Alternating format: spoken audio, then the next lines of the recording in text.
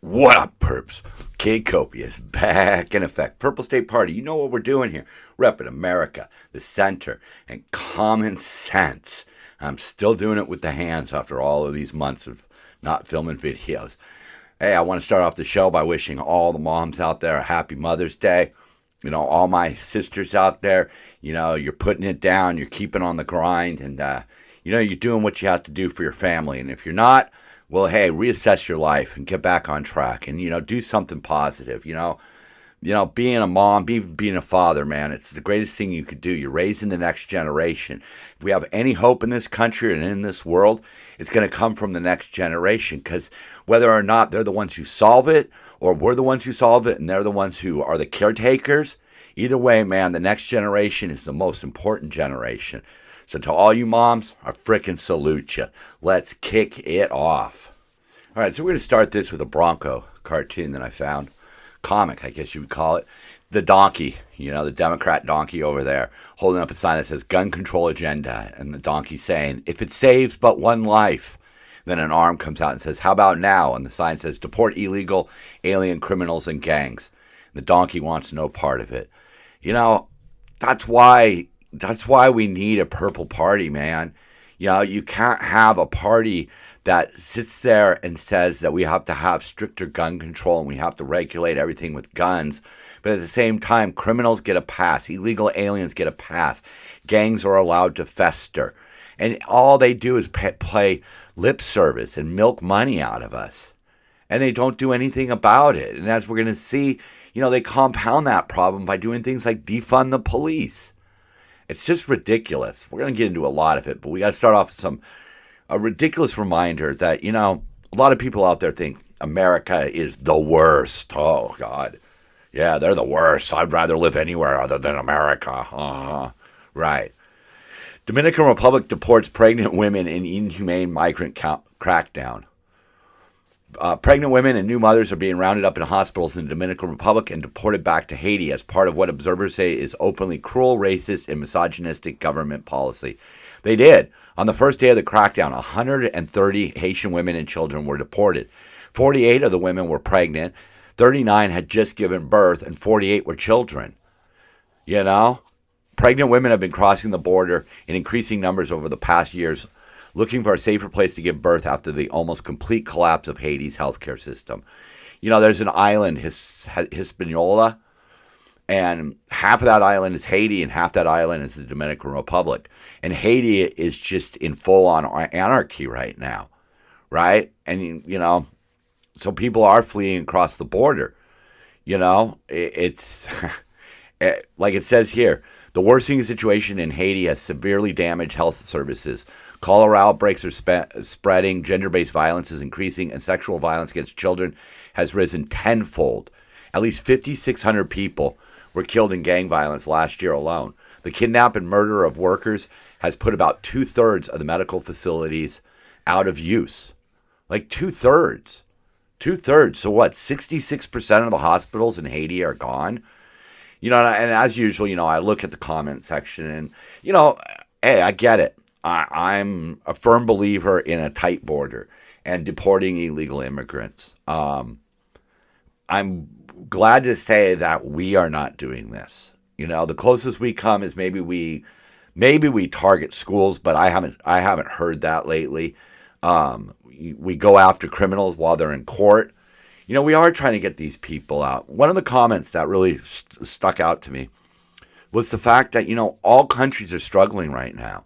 And it's not really fair to these countries to take in more people who are already struggling. And that, you know, I would say that's somewhat of a fair argument. But at the same time, going after women in hospitals that's really the lowest of the low. And that's not something you'll see here. You know, as evil as some people might think Trump is, even he's not going to direct people to go round up the pregnant people in the hospitals. And I get it. You know, that kind of compassion is what leads to spiraling conditions. You know, unfortunately, that's just the way it works. All right. So this one here, got to get to it. You know, this week's letter is K, and there aren't a lot of good words that start with K. But this one kind of reminds me of KKK, the Ku Klux Klan here. MAGA turns N-word shouting woman into folk hero and blames Texas stabbing case for outpouring of support. Yeah, I get it. I understand what people are trying to say here. People like Matt Walsh, who, I'm basically disowning at this point.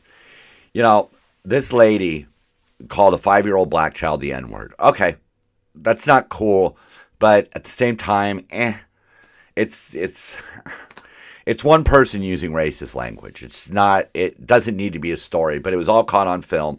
And this person, Shiloh Hendricks, of course, was, ostracized for what she said, and rightfully so. You have the right to say that, but at the same time, like, people have the right to give you blowback, I guess. But this woman has raised over 700,000. I believe it's at 800,000 right now, and a lot of the people are justifying it because of the money that was raised in support of Carmelo Anthony. He's been charged with first-degree murder over the stabbing death of white teenager Austin Metcalf in Texas.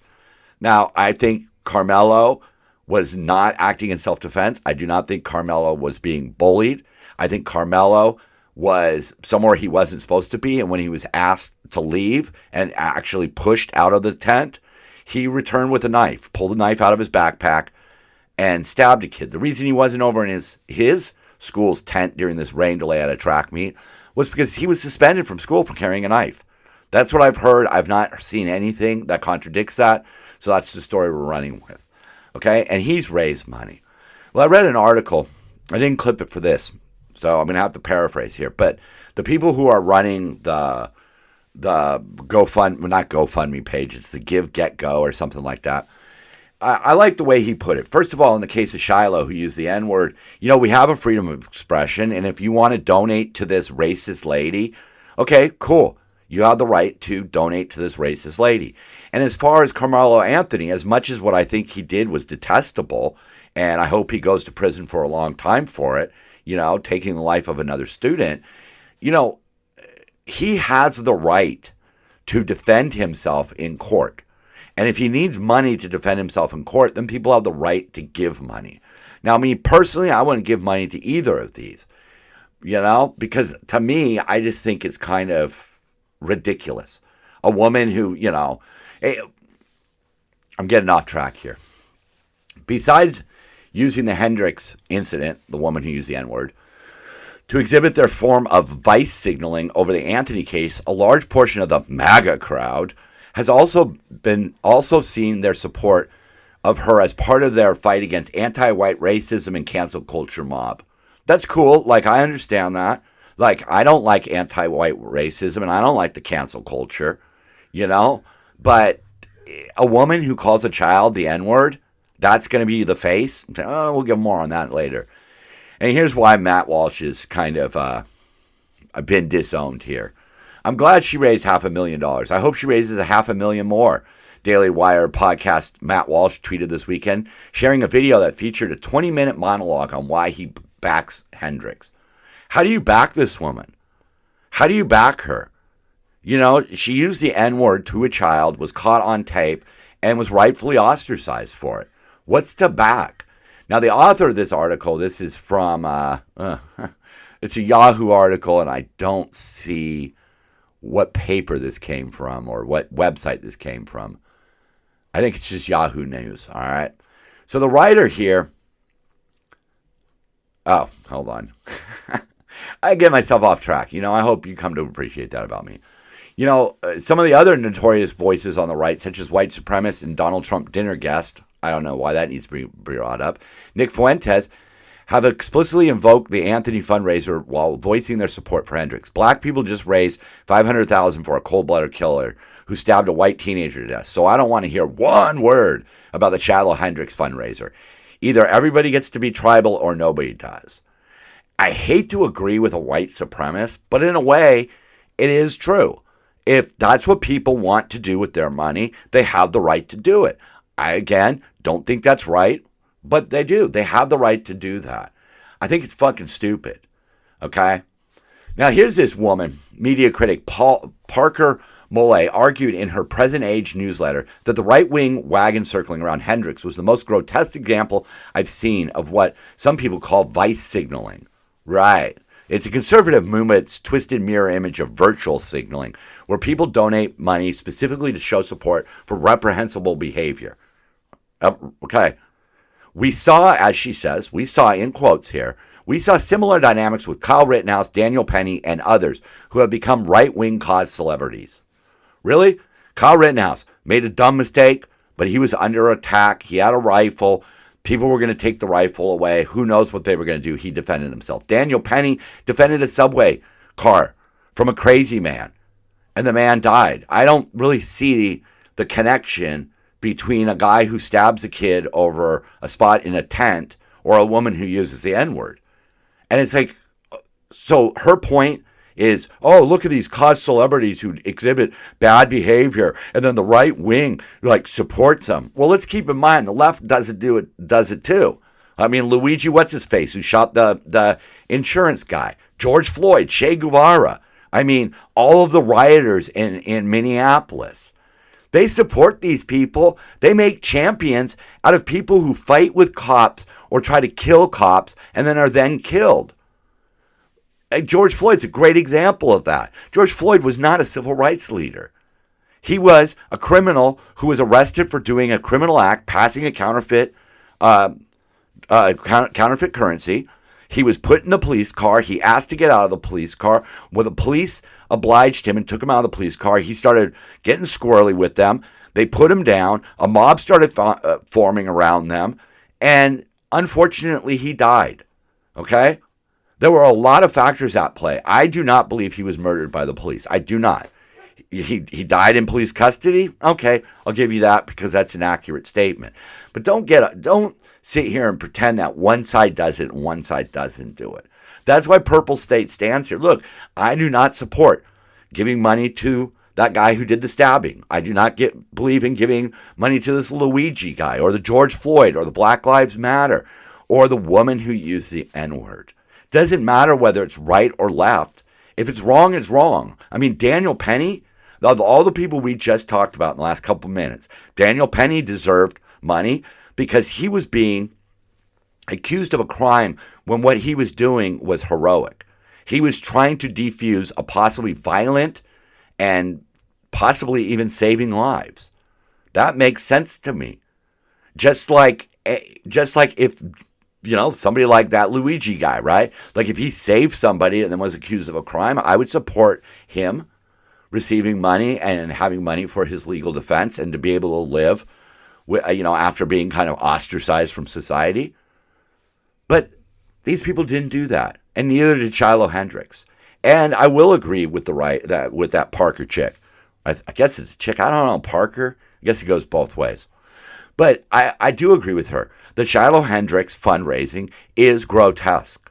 If we're ever going to get anywhere in this world, we have to be able to take the lumps, I guess. We have to be able to say, hey, just because Matt Walsh supports this chick and I like Matt Walsh, I'm going to go along with him. No, think for yourself. That's one of the keys to being purple. Think for yourself. Think about what is put on the table and does it make sense? All right, I could spend all day talking about that, but I don't want to. I want to move on to what's really grotesque. Kevin Markwood. This is the guy, I don't know if you've seen it. He's celebrating the Pittsburgh Pirates getting a double. I guess that's what it's like to be a Pittsburgh fan. You celebrate even a double. Nah, I'm kidding. I'm kidding, Pirates fans. He fell from the stands. He broke his neck, his back, his clavicle. He is in the hospital right now with a broken body, and he is making a march to recovery. He was, somewhat at fault. I mean, he did, if you look at the video, he did kind of overly celebrate and kind of get caught out for it. But all he was doing was celebrating, okay? I don't blame him. You can't blame him in this. It was an accident, right? Well, as of right now on GoFundMe, when I looked at this, which was just a couple days ago, he's got almost $50,000 raised for his medical bills. Now compare that to the stabbing suspect, who's got $400,000 for his legal defense. I made air quotes there because, there are such things as public defenders. Or Shiloh Hendricks uses the N-word and has almost raised $1 million. What are her losses? Nothing. She did it to herself. This guy falls and is brutally injured, and all he gets is $55,000 or $50,000. They're trying to get $55,000. They'll probably reach their goal. It'd be really nice if somebody in the Pirates organization would step up. I'm not saying they haven't, because I haven't researched it today, but I haven't heard anything. But this is kind of the litmus test, right? Litmus paper. Remember that stuff? You'd use it in like high school chemistry or junior high chemistry. You would dip it in something, and if it changed colors, it would tell you if it was an acid or a base. Well, this is the litmus test for our society right now. A stabbing suspect raises almost $500,000. A racist woman raises over $1 million. And a kid, he's only like 20-something years old, just starting out life, has broken just all kinds of bones in his body. And all we could pony up is $55,000? That's kind of fucking ridiculous. It's kind of sad, isn't it? So for some time now, I've realized that California is in competition with some other states to become the most woke, the most liberal, the most far left. I think California leads the way right now because for one way is because of what we've done with our fuel regulations. We have the highest gas prices in the continental U.S., maybe even including Alaska and Hawaii. I haven't looked recently, but it's outrageous. But Minneapolis is trying to take that crown right now. This comes from Fox News, so we take it with a little bit of a grain of salt. Defund the police, Mecca of Minneapolis overrun with violence, failed leadership, former Attorney General candidate says. A string of shootings in Minneapolis last week left 6 victims dead and 5 others injured in just 24 hours, highlighting the results of years of anti-police rhetoric and failed leadership. Boom. Right? The guy who was running for Attorney General, a Republican, well, I don't think he got it. And this centered around the arrest of this guy, James Ortley. He's a 34-year-old gang member. That's pretty old for a gang member, But this guy, let's get into where are we here? Yeah, they're talking about police staffing being gone, blah, blah, blah, blah, blah. So here's some records. Ortley was allegedly involved in a crime spree that resulted in a Minneapolis resident being shot through his bedroom window in February. But the district attorney ultimately denied charges for the 34-year-old. No reasons given. In approximately the last 15 years, the shooter over the weekend has faced charges ranging from DWI to first-degree aggravated robbery, fleeing a police officer, illegal possession of a firearm, and second-degree assault. These charges stem from 2 violent incidences where he allegedly shot at a 16-year-old girl while stealing her phone in 2009. Imagine a 16-year-old girl having her phone stolen. Man, that's brutal. And he stabbed a man in a bar in 2021. A witness said that the victim in the bar stabbing was running away from the defendant. He lost his shoe, turned around, at which point Ortley grabbed the victim and began stabbing him in the back. In the 2021 bar stabbing, Ortley's latest charges, he was sentenced to serve 39 months in prison and 5 years of probation, but the court issued a stay of execution which temporarily stops the sentencing order. This guy has been racking up charges for 15 years, and they keep giving him a break until he kills somebody. The former AG who was talking about this said, set aside these far left bizarre policies that say that holding criminals accountable is somewhat unfair because of the circumstances in which they found their lives. We need to ensure that violent criminals are put in prison for a just amount of time for the victims and for public safety. Is that really too much to ask for? Look, lots of people are in bad situations. There's people out there who are working 3 jobs just to get by. And then there's people who are robbing liquor stores. Who should we be protecting? Again, here we go. In Minnesota, Minneapolis, right? They let a guy, an Ecuadorian German Igna, go. They had an ICE detainer on this guy, and they just let him go. And what was he in charge for? A DUI that resulted in a crash that killed a mom, hurt her teenage daughter and sister. So, 2 kids are now without their mom and injuries. And they just let this guy go. Nobody wanted to pick him up. The U.S. Immigration and Customs Enforcement placed a detainer on German with the county, but the county jail did not honor the detainer and released him without notification. Yeah, because, like they say right here, in Minneapolis, we do not enforce federal immigration law because that's not our job. We have a separation ordinance in our city that says that our police and our public officials will not collect information as to whether an individual is documented or not. And because we don't collect any information, our response when Trump or others come asking is very simple. We don't have any. They don't comply with federal regulations because they don't want to. That's anarchy. That's what that is, pure and simple. It's anarchy. But California will not go quietly. They want this crown. Let's look at this one featuring Karen Bass. There's one of our Ks for the day. Whistleblowers say LA's top homeless official hired unqualified friends and tried to destroy public records. And this all came from this person, Valisha Adams Kellum. She engaged in major misconduct, including hiring unqualified friends into powerful positions, trying to destroy public records, and behaving inappropriately at a conference. Now, these 2 people, the whistleblowers, have already gotten a payout of $800,000. $800,000. Isn't that great? That would shelter 40 people for a whole year. Gone. Just gone. Because this lady in charge, Adams Kellum, was corrupt. She pushed out experienced staff to hire unqualified friends and former subordinates from her previous jobs into high-level, high-salary LAHSA roles. One of these hires used their personal cell phone for official communications, which is a violation. They withheld accurate data about Mayor Karen Bass's signature homeless program because it did not make her look good. Oh, so she's covering up for Bass's failures. She asked several top IT officials to violate record retention laws by deleting official emails that did not make her look good. She engaged in inappropriate and unethical behavior at a conference and then retaliated when people brought up that she wasn't allowed to do that.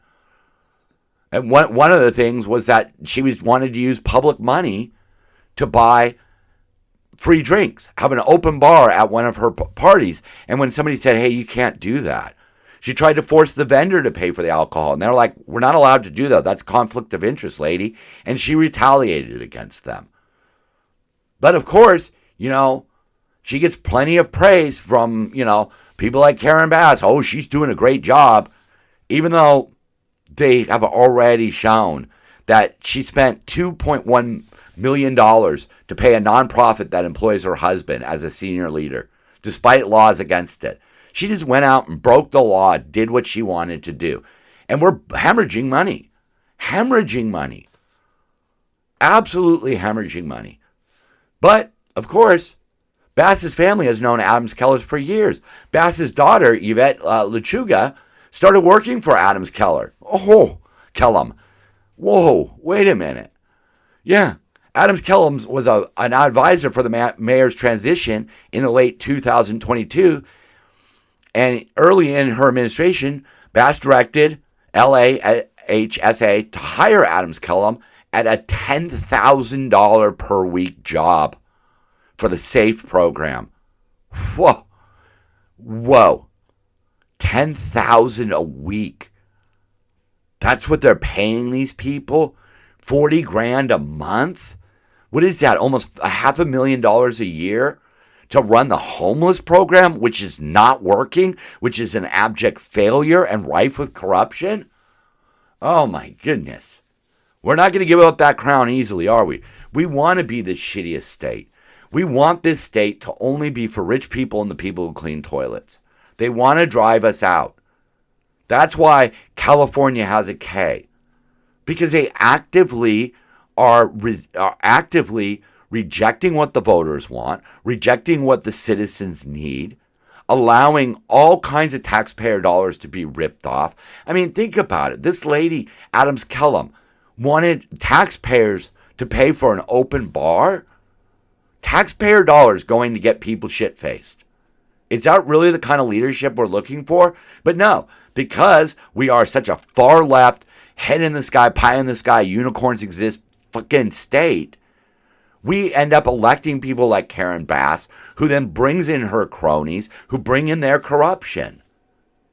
And that's all I see. California is 100% Democrat. Any problem you see in California is the Democrats' fault. Some of the benefits that we see in California, like, for example, I'm going to 3 different concerts this week at 3 different locations. That's those business owners. They did that. The fact that it's warm, it's beach weather right now. That's not Gavin Newsom's doing. That's nature. Jeez. I just don't understand. I don't understand why the voters and taxpayers of California have allowed this to continue with so many slippery slopes being pointed out and so many red flags. Hopefully that changes, and hopefully the next generation gets to enjoy this state, and not feel like they're just a slave to a kingdom. All right, so one of the K's has to be Kid Copious. So I'm just going to share really briefly. I want to talk about how I got here. I was a liberal when I was younger. I was a bit of an anarchist too. I was F the police and all of that kind of stuff, but that was a different lifetime ago. But what had really happened was I started seeing Clinton with his gun control, and a lot of gun control to me doesn't make much sense because I see how they want to, infringe on our Second Amendment rights, but they don't want to really do anything about the criminals, which to me is just kind of backwards. But, he came out one time and he said, anybody who works 40 hours a week is going to get insurance. And that was just one of those campaign type promises. Nobody really believes it. But unfortunately, where I was working at a video store. Yeah, that's, stocking VHS tapes, man. Running the adult section, busting shoplifters, all that kind of stuff. I was working 50, 60 hours. Well, when my boss, who had just recently immigrated here, heard that, he didn't really realize the context of it. He slashed my hours to like 17 hours. I was lucky to get 20 hours a week. And I was going through a really tough time then. I had just completed rehab again, and I was trying to get my life together. And having all that time on my hands was not a good thing. And it led to kind of a backslide of sorts, of which I managed to pull myself out of it. But it really just was like, man, Clinton says that, and people overreact, and look where we're at. We've seen it out of other presidents, but for me, this is what got me questioning the Democratic Party. But then 2 of my heroes, Neil Young and Tom Petty, they were really one of the people who just got me out of that kind of hippie lifestyle. Forget the political parties. Back in the 90s, Saddam Hussein invaded Kuwait, and he was robbing and raping and pillaging Kuwait. And we sent troops over there to drive him out. And I thought, man, this is what America is all about, man. We're sticking up for the little guy. We're protecting the little guy from the mean villain. And 2 of my favorite artists, Neil Young and Tom Petty, came out against that. And I thought, man, I can't ally myself with people who see a 100% justified war and they're against it. It's like these people are just so embedded in their political ideology that even if it doesn't make sense, they're still going to run with it. And that's when, I started registering as an independent. And, I've been ever since.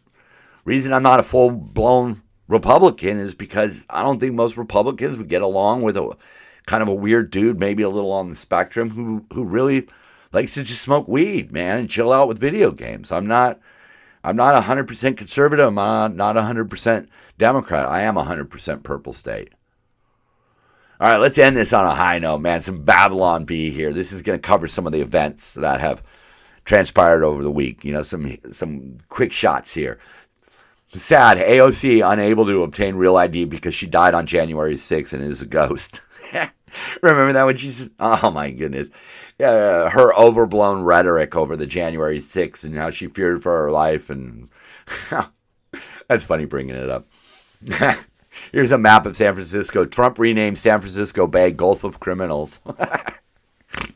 That's kind of funny, man. The Gulf of America. Breaking. Smoke has risen from Buc-ee's, indicating fresh brisket is on the board. And, of course, referencing the new Pope. I don't know how, as a non-Catholic, I'm supposed to get excited about that. But whatever. Buc-ee's. Buc-ee's is an odd thing.